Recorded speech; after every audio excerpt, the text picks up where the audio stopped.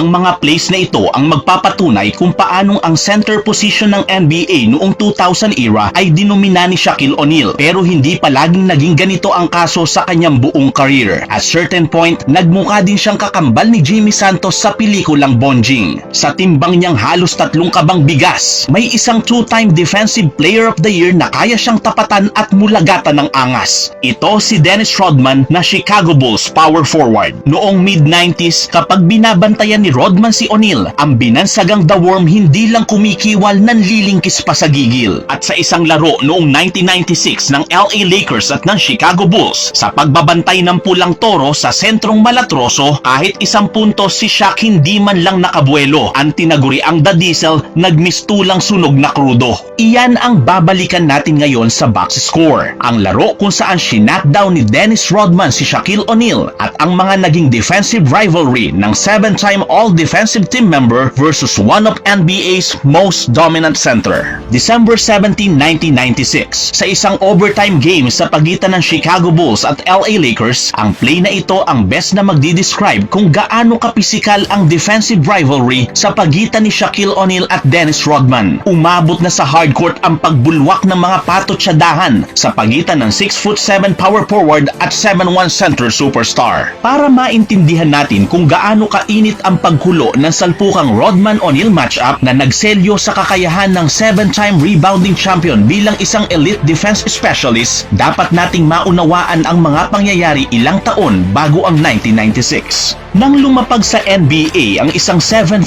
Shaquille O'Neal noong 1992, nagulantang ang liga sa dambuhalang center na parang kapatid ni Majin Buu. Sa timbang niyang 147 kilo, pinagmukha niyang malnourished ang karamihan sa mga sentro. Bilang number 1 draft pick, naglabas siya ng puwersa na walang sinisino. Umastang rookie sanggano, taglay ang lakas na parang oso sa Orlando. Sa edad niyang 20, nag-assert siya ng sarili niya bilang bagong siga sa liga. Kaya lahat napalingon sa Orlando Magic kahit 3 years old pa lang ang prangkisa. Kahit ang mga premyadong sentro gaya ni Hakeem Olajuwon, Patrick Ewing at David Robinson ay mayroon pang mga karir na kumikinang, binibigyan sila ni Shaq ng mga tapatang nagsisilbing palatandaan na sa katagalan siya naman ang mambabarubal. Ang inside presence at dominance ni O'Neal ang naging spark plug para maimbento ang legendary hack-a-Shaq defensive scheme ng mga kalabang team. Nilayon ang defensive tactic na ito para kung hindi man mapigilan ang 1993 Rookie of the Year,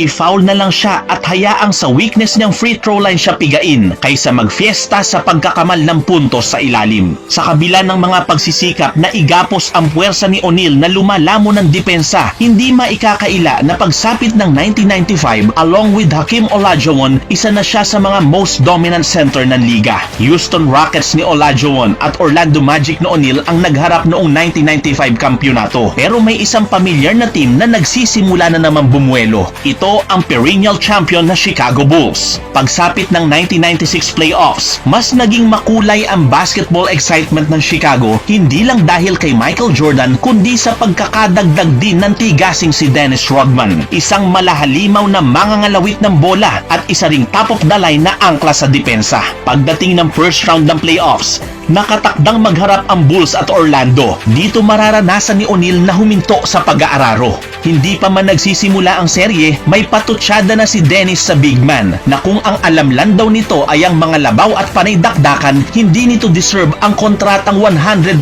milyong.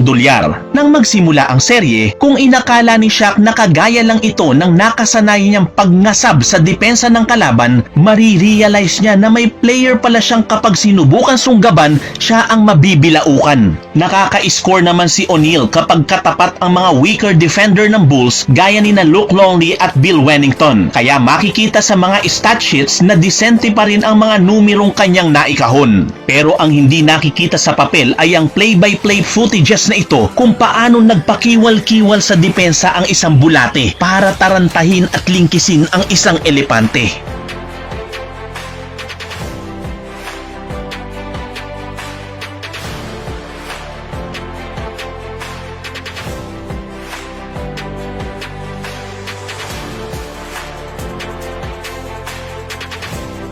Sa panahong si The Worm ang bumabantay, si Shaq kaunting mintis lang ang naikampay dahil ilang pirasong tira lang din ang binigay ni Rodman na tagay.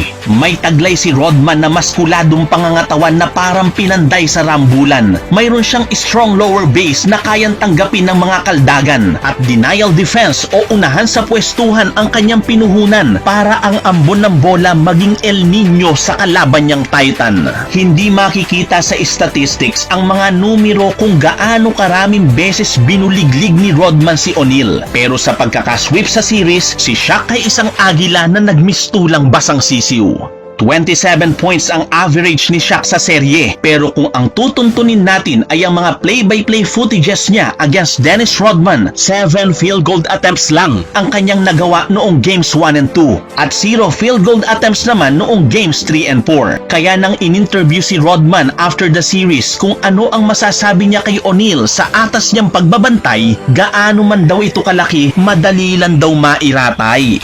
Like they say, no matter how big he is, he can fall just as easy.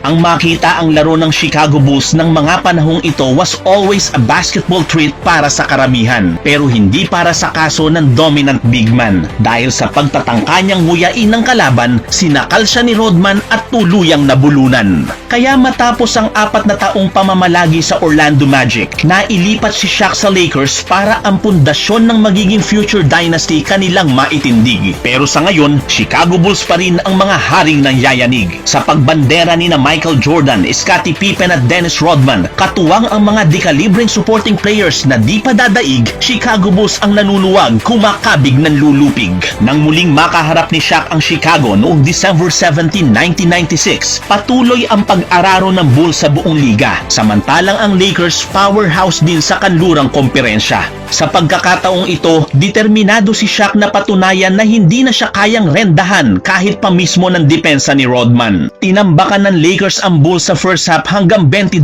puntos nang gumapas si O'Neal at mga riyada ng 23 na hunos. May gustong patunayan na hindi na siya pwedeng alaskahin bilang bonjing na may luslos. Pagpasok ng third quarter, 2 buslo na naman versus weaker defender ang naipasok ng malatoring sentro. Iyon ang nagsilbing hudyat kay Coach Phil Jackson para hipan ang silbato. At bago pa magpatuloy sa pang-aabuso si Majin Buu, isinabong na ang manok na pula at nag-transform bilang Goku. At simulan ng si Rodman na ang tumao kay O'Neal, pinagmukha na naman niya itong inutil. Nagpamala siya ng mga hustle plays para magpuwersa ng turnovers at mga agaw. Standing his ground sa depensa, sasamahan pa ng pagsungkit ng rebounds. Handa niyang tanggapin ang bawat pangangaldag ni O'Neal. Sa pagtindig niya sa depensa, ang diskarte ng big man na baklas na diskaril. Simula nang si Rodman na ang kumaong, ang 27 points ni Shaq inamagnat na laon. Naahon ang Bulls mula sa 22-point lead na balon, na ipwersa ang overtime at tuluyan silang bumangon. Sa 5-minute extension, ipinagpatuloy ni Rodman ang pambubuliglig sa depensa kay Shaquille, at sa mga dying minutes ng laban,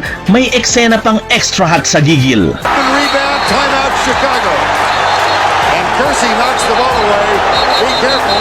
Here comes Kinailangan pang i-take down ni Jordan at Pippen si Rodman para tigilan ang mind games at pang-aalaska sa napikon ng dambuhalang superstar. At sa mga huling segundo na napadpad ang kangkarot na forward sa free throw line na isa sa kanyang mga allergy, mabiro pang nag-angas na pinababa na ng court ang kanyang mga kakampi. At totoo nga naman, ang dalawa niyang free throw ang tumapos ng story. Samantalang down the court, si O'Neal ay nagmukhang kinawawang bonjing na baby.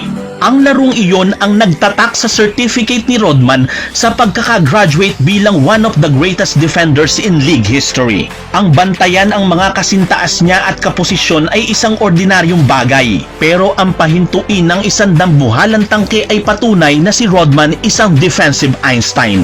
Muling natikman ng Bulls ang tamis ng kanilang pang-4 na championship noong 1996 at naging bahagi ang two-time All-Star sa pagkalos ng Chicago Bulls sa kanilang pangalawang three-peat. Naging parte si Dennis Rodman ng Big 3 ng Bulls noong 90s na hindi man nakilala sa kanyang scoring, singkulay ng kanyang mga buhok ang dinala niyang excitement sa mga hustle plays, depensa at rebounding. And once upon a time, ang nag-iisang The Worm na minsan pumigil sa isang Shaquille O'Neal. Ang di maikukumparang sigla at puso niya sa laban ay nagsilbing isang testamento na sa basketball